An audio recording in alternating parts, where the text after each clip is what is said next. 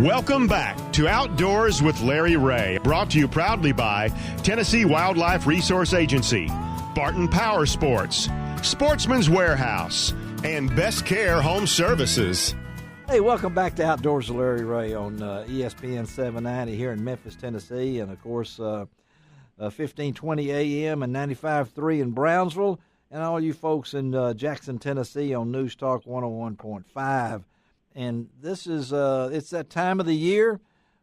Can't wait for these kind of events because this event kind of kicks off the junior fishing rodeo circuit.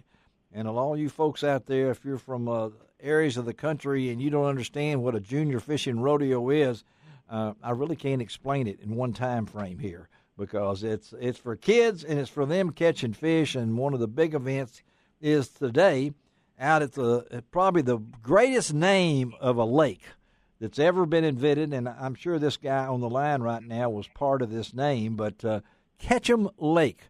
That's out at Farm Road and Walnut Grove. Today is the Agri-Center International Junior Fishing Rodeo, and we got the man himself. He keeps coming back.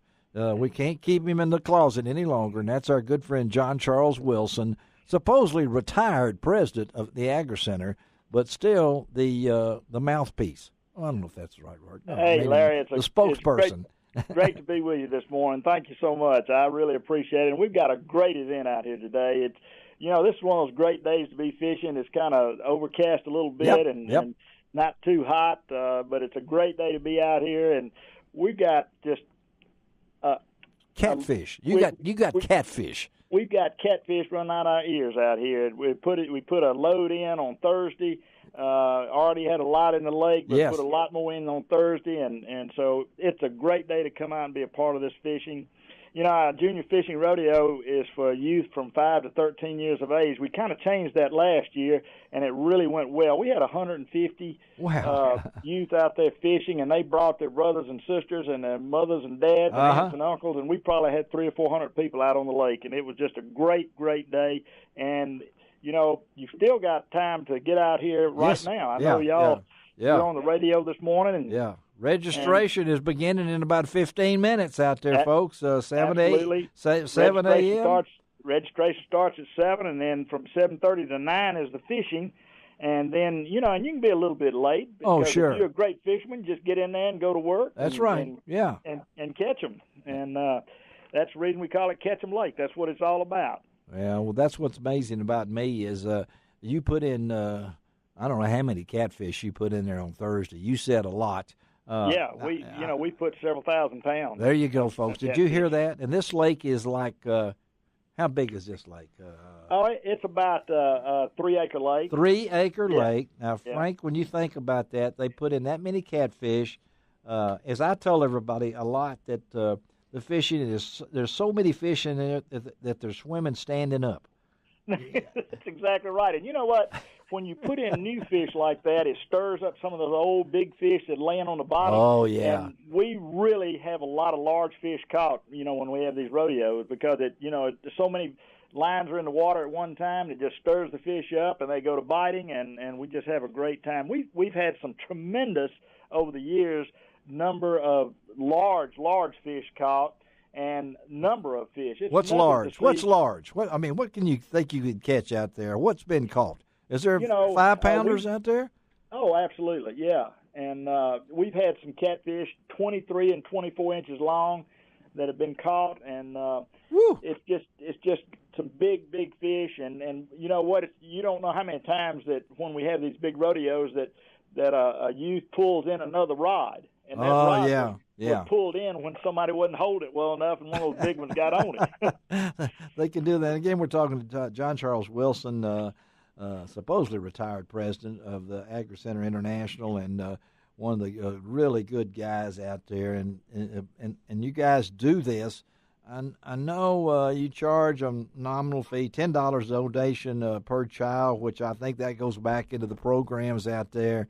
Larry, it all goes back into our educational programs. We have 10 to 12,000 kids that come through here every year for educational opportunities, and we don't charge a dime for it, And so we we try to make a little bit of money on some of the things that we do, and you know, this is a nominal fee for. If you catch a lot of fish, you're making money on it. So you are, and then you got to get it cleaned, and they'll actually do that there, right? I mean, for a fee.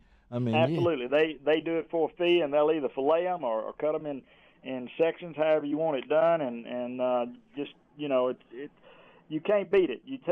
They put it in bags for you. All you got to do is take it home and put it in the frying pan. I've heard, and I've been down. I go to Farm Road a lot. My wife has a garden out there at the Agri Center. It used to be called the Senior Garden, but now it's everybody. And we're over that way a lot. And I have seen more cars, I think, in the last couple of weeks at Ketchum Lake because of the weather and things along that line. But this event is, you guys really do this to help out not only the facility, but kids, if you've never caught a fish, if you've never caught a fish, here's your chance, right, John Charles? Because, I mean, hardly anybody leaves without catching one fish. I mean, it's just that many fish in the lake, and once again, I said it. You know, when you get that many people fishing, it stirs them up, gets them hungry. They start biting good, and hey, and Larry, we've got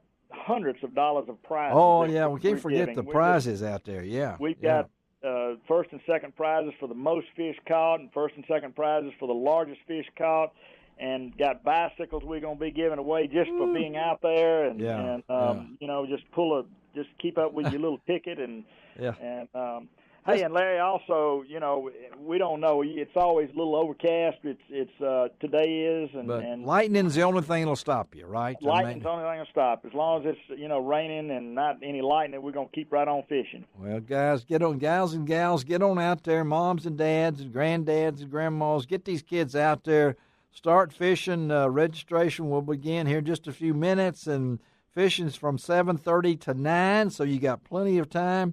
I guarantee you, if you get out there at 8:30, you're going to catch some fish too. So don't forget, it's right there at Farm Road and Walnut Grove. You can't miss it. Just follow all the cars. John Charles? It's almost right there at the traffic light, Larry. It is look, that. Hey, I can't say get on the radio without thanking our sponsors, Helena Agri Enterprises, and the Tennessee Department of Agriculture, and, of course, our TWRA that does a lot of in-kind sponsorship. They sure do, yes. And, Larry, we appreciate what you do for us as well. Well, I've been around a long time, and this is one of my favorite fun events, and we're glad you're filling the gap, buddy, okay? Thank you, Larry. All right, we'll talk to you. Have a great day out there. Appreciate it. Guys, come on out. All right, everybody. I love fishing rodeos, and I'm going to have to say right now, some people have asked, there will not be a TWRA Mid-South Junior Fishing Rodeo as usual on Free Fishing Day, June the 9th this year. I'm saddened by this, but it is what it is. We hope to have the rodeo maybe rescheduled for the fall. We're still working on all the details of that, but for the first time in over 65 years, there won't be a Mid-South Junior Fishing Rodeo this spring. And but I know there's a lot of things going on, and I wanted to ask Frank because as he said, he told us off the air, the slingshot event was rained out for the third time. So what are we doing here? Is it going to happen? We're going to reschedule it in June. Okay, sometime Saturday in June. A Saturday in June, probably. It may not be the first Saturday because there's something already else scheduled for that weekend. Okay, maybe the second. Free fishing. And we'll. We'll see. We'll let you know. We'll announce it. We'll give a couple of weeks' notice. So if you got a slingshot out there, or if you want a slingshot, if you want, come on by and get one. The Mount Moriah store. Sure. Well, today Mount Moriah we're got the opportunity and privilege of kicking off one of the better poker runs for the motorcycle enthusiast in the. Okay. It's the Widow's Son Cystic Fibrosis Ride. It's fifth year for this event.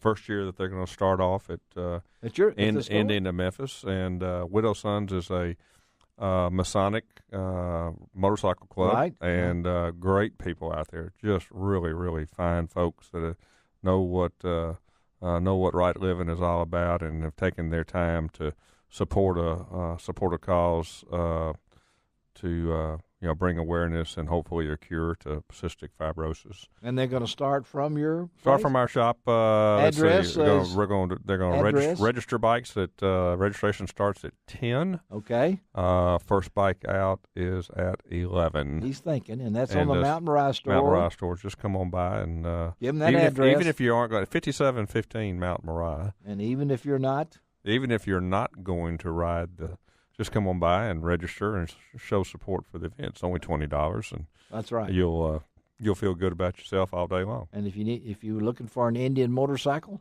just stick around. We'll sell you one. They will definitely sell you one. That's for sure. That's what I say. We'll treat you so many different ways. You're bound to like one of them. That is their motto. And if you haven't seen the sign on Whitten Road, right off the interstate, it's one of my favorite signs. You're talking about the billboard across from the other? No, I didn't say where. The other motorcycle store in town. But it's a cool. I've got an Indian shirt he gave me. I love my black Indian shirt because the history of the Indian motorcycle is pretty amazing. Just Google it. Indian motorcycle and see about the history. The original American motorcycle company, 1901, predates that other company by about 2 years. Did Teddy Roosevelt ever have a motorcycle? I do not know the answer to that. That'd be cool. I bet he would have an Indian. Teddy's cool enough. He would have had an Indian. He would have had an Indian. Yeah. Ain't no doubt about it. All right, take a break. Guy Trevo is trying to keep us awake here and on everything, but we'll be right back and talk about another big event coming up on June 7th. It's going to raise some money, too, on Outdoors with Larry Ray.